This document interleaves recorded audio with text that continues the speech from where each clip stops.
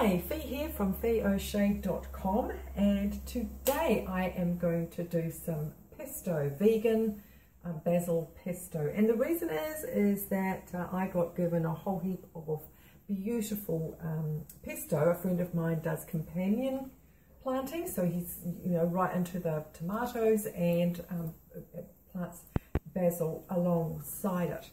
I'm actually not too sure why he does it, but hey, listen, that's fine. So I've got a heap of it. I've already taken it off. It's absolutely, gorgeous, gorgeous, gorgeous basil.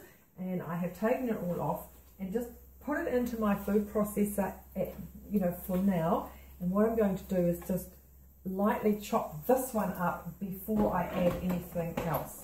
Okay? So make sure it's on at the wall. Things never go unless they're on.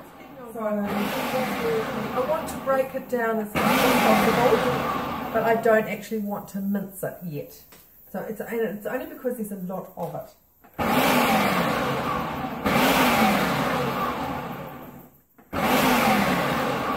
Okay, that is actually not too bad.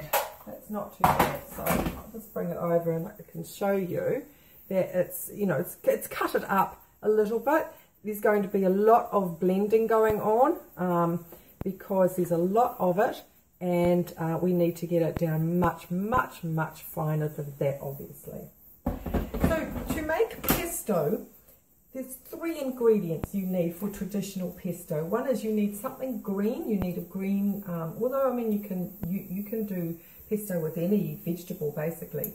But you can also use spinach, so you don't have to get basil. You can use spinach, you can use kale, you can use anything at all. And the green is because it's so rich, it's nutrient dense.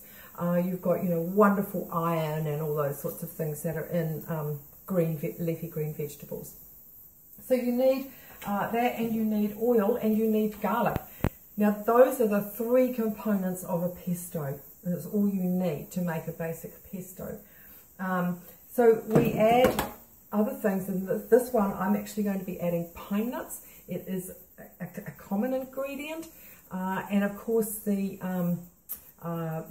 those who are not on a plant-based diet, so vegetarians and animal protein, they will add something like parmesan into it. I've actually never really understood why they've done that, but that is sort of something else that you can put in. I don't put any seasonings in, so I don't put any salt or anything like that into my one. This is all I do with my pesto. So the first thing I'm going to do is to put in my garlic, and it was the last of the garlic, so there's only probably, I normally would do 2 or 3 really plump garlics, but this is the only garlic I've got left at the moment. I haven't been to the market. Market day is tomorrow, so right. So that's the garlic. Now the other thing I'm going to put in are these pine nuts, and again I have just lightly toasted them. And if you do that, it just pops the flavour of them. And it just enhances it if you lightly toast them. So just put them into a pan, and no oil or anything like that, just an ordinary pan. I always like to use a heavy pan, and then just kind of smooch them around. That's not a good word for it, is it? But mix them all around. So that is 3 kind of handfuls of pine nuts. And now I'm going to put in some oil. Now, I start off quite low with the oil. I keep adding to it. And oil is something that I can't really say you need to put in a 1/2 cup or 1/4 cup or 3 tablespoons. I honestly, I don't know. So I'm going to start, and if you can see me, I'm kind of like pouring it around like that, which would probably be, I don't know, maybe 3 tablespoons. So we're going to start with and see how we get on. Not looking too bad, actually. The fact that there's not too much oil in there means that it's not glugging. All right, so the pine nuts are definitely starting to, you know, cut down as well. So it's looking pretty good. It's actually not going to take that long to do at all.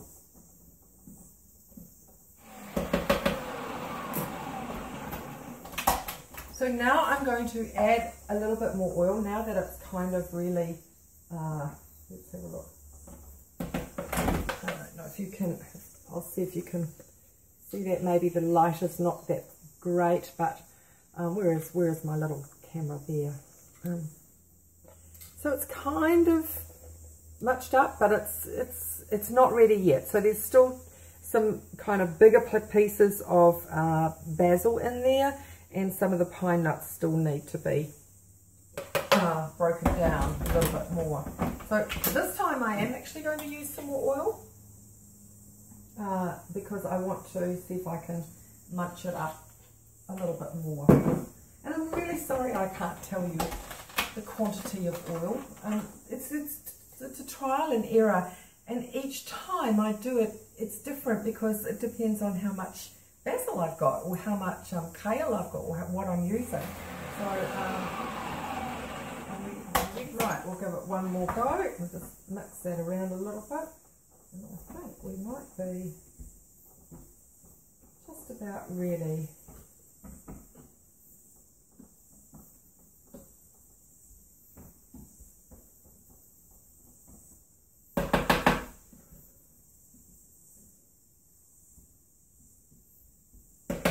Maybe a little bit more oil.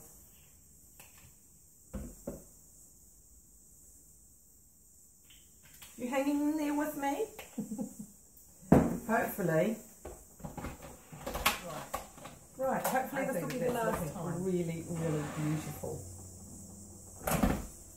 And as you probably noticed, I didn't taste it. I don't need to taste it because I kind of know what it's going to taste like. But it is something that you can add other things to it if you want to. You can have a base of pesto, and then you can mix in maybe some tomatoes or something like that if you want to. But that is the core basic recipe, is your green, your garlic and your oil, and that's it. So now I'm just going to put a little bit, we have a wee taste test. And I have got an avocado that I had earlier. I'm actually going to put that back in, that pip.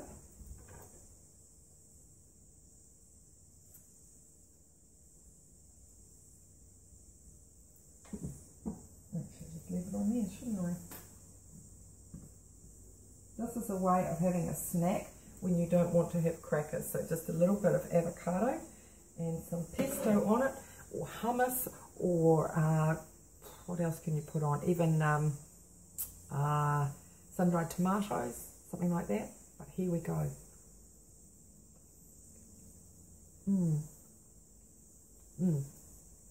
That is really beautiful. That is really nice. This time round it's a little bit subtle. That's simply because I don't have as much garlic in there.